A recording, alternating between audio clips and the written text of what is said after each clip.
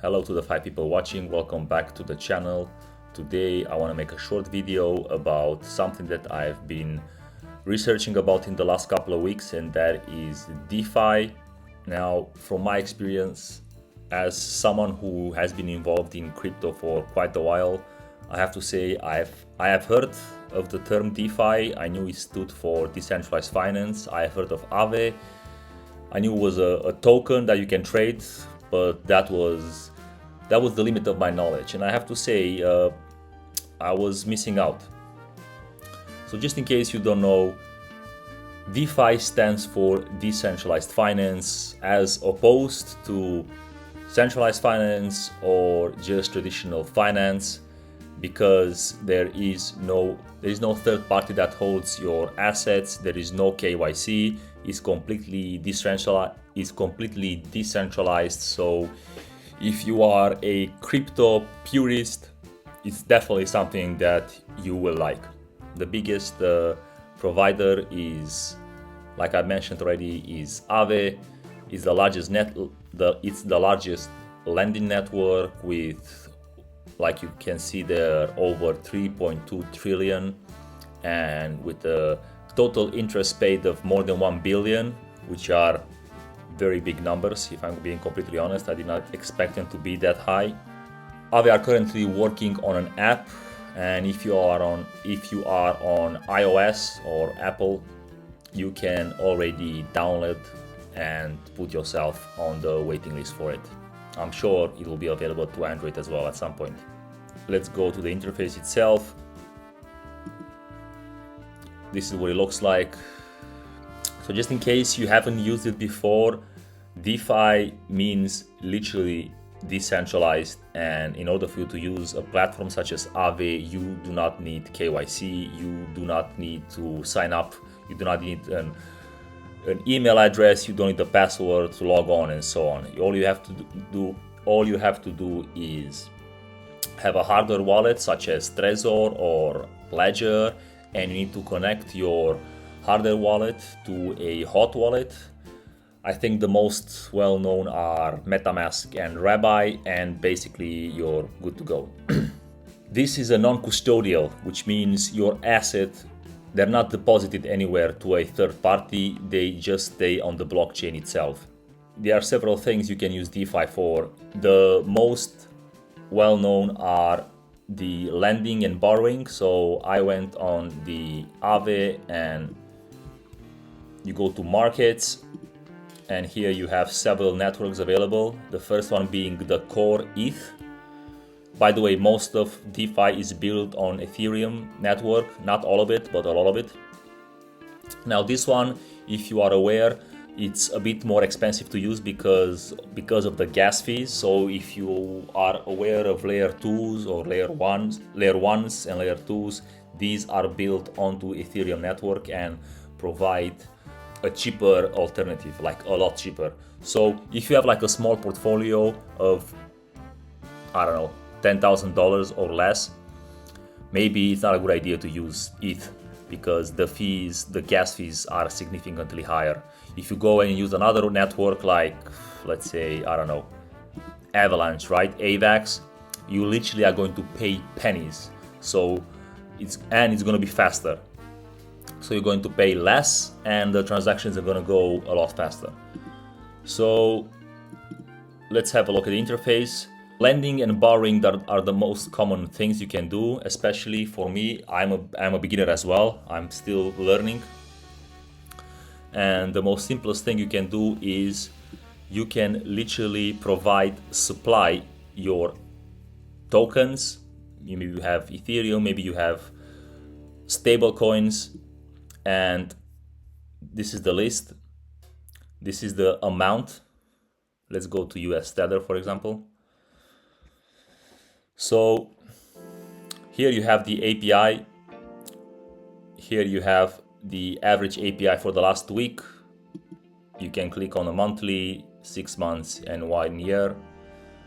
Here you have the amount that has been supplied as of now. So out of 9.5 billion, we have already 6.07 billion deposited. So that means If this reaches 100%, it's going to be full.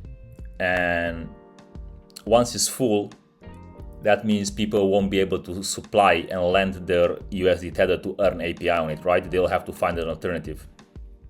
That's the supply, that's the amount you get. This is on a yearly basis, and then you go to total borrowed. So this is the amount that people have borrowed. So people are borrowing USD Tether as well. And when you borrow, that's the API you have to pay. So if you lend USD Tether, this is how much you get. And people who borrow, this is how much they pay. Like I said, this is completely decentralized. I only used it to lend. I haven't done anything more complicated yet. I'm still learning, and I want to try to see how it is. The network has run pretty smoothly until now. I had no issues. You can split up your portfolio and you can choose different types of networks, different type of lendings depending on what you have. I personally, at the moment, only use it to lend my stablecoins and to get some interest on them.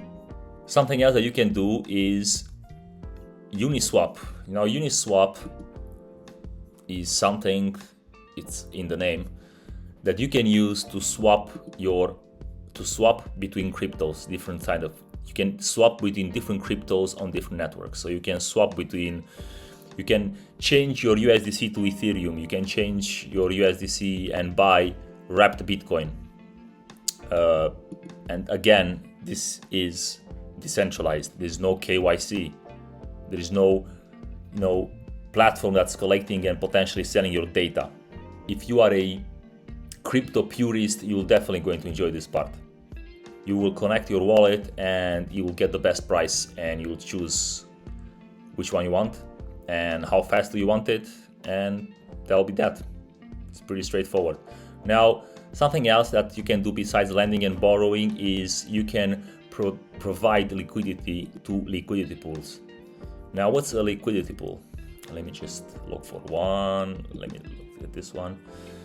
Okay, so this one is a USDC to USD Tether, which means if you hold any of these stable coins, you can provide them on this liquidity pool as liquidity, which means people make transactions and you get the fee, you keep the fee. And the fee at the moment, what you get is 5.6 APR. This is again on a yearly basis. And it's 5.6 APR, obviously, out of the total amount that you deposit on this liquidity pool. Again, listen, 5.64, it's pretty good. And, gaining interest on your stable coins, I would say, in my opinion, is as easy as it gets. I'll give you another example that people use DeFi for, which is going to be a lot more complicated. So there are situations like these two over here. So here we have USDE, which is another type of stablecoin, and this is, I believe, Ripple USD, which is also another type of stablecoin. Now, as you can tell, this is the interest you will receive from supplying it, and this is how much it will cost you to borrow it. So what happens is you can literally deposit these stable coins, and if you can use it as collateral, that means you can borrow against it. So let's say you have 10K of USDE, you can borrow, 5K or so, and you're going to pay less. So you're going to pay less on the amount you borrow than the amount that you have here. So you can have 10K, you borrow 5K, and you deposit that 5K here, and now you have 15K. And not only you're making more money because you're receiving more interest, you are literally making more money also because the amount that you borrowed, it is costing you less than the one that the amount that you're supplying. I believe it's called looping, making loops. However, you need to be very careful because you can get liquidated. That's the threshold, which is 75%. And max LTV means loan to value. So this is something you need to look at, and that's how much you're going to pay if you get liquidated. So this is something you need to look at if you want to do something like borrowing and forming loops, meaning that you're going to borrow 10, you're going to borrow 5k, now you have 15k, and you can borrow against it, and you can 2 or 3 loops. Again, this is very complex. I have not made it myself yet because I'm a beginner as well. I'm just saying there are people who do that and they leverage themselves up. Basically, you are acting as a bank. You are borrowing at a smaller rate and you are lending at a higher rate. I have to say that's pretty cool, and I'm definitely going to try it out at some point. But for now, I want to keep it simple. I want to have at least a month of me lending stable coins on it, and I would like to see how much I can earn from my stable coins. And I will learn as I go along. There was something else I wanted to talk about. Let me see if I didn't forget. Oh yes, so wrapped Bitcoin. So wrapped Bitcoin, this is basically the only way you can have Bitcoin on Ethereum network. So this is not technically speaking Bitcoin, because Bitcoin runs on its own network, as you probably are aware. So the only way you can hold it on ETH has to be wrapped Bitcoin. Let's talk about another options that you have. On Aave, you can stake. You can go to staking, and Aave has umbrella mode.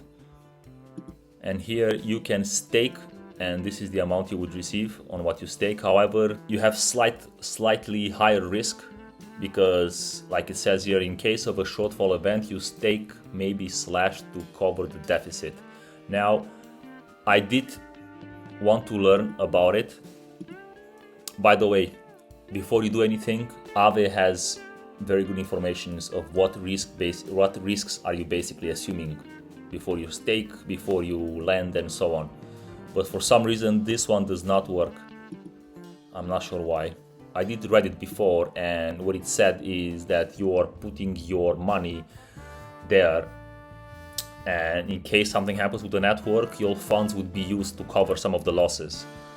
And which sounds scary, let's be honest. I'm not sure how often this happens, and I've clicked on that link before to have a look, and when it was working, I'm not sure why it doesn't work now. Anyway, when it was working, I've read that the amount of funds that have been slashed were, I think, around $600, if I remember correctly, 600 USDC from somebody who was providing USDC here, and they were staking it, which is a tiny amount. So that's very, very low risk, considering that this platform has trillions of assets on it. I want to keep it simple in the meantime because I'm still learning. I hope you like this video, and I'll see you in the next one. Take care. Bye bye.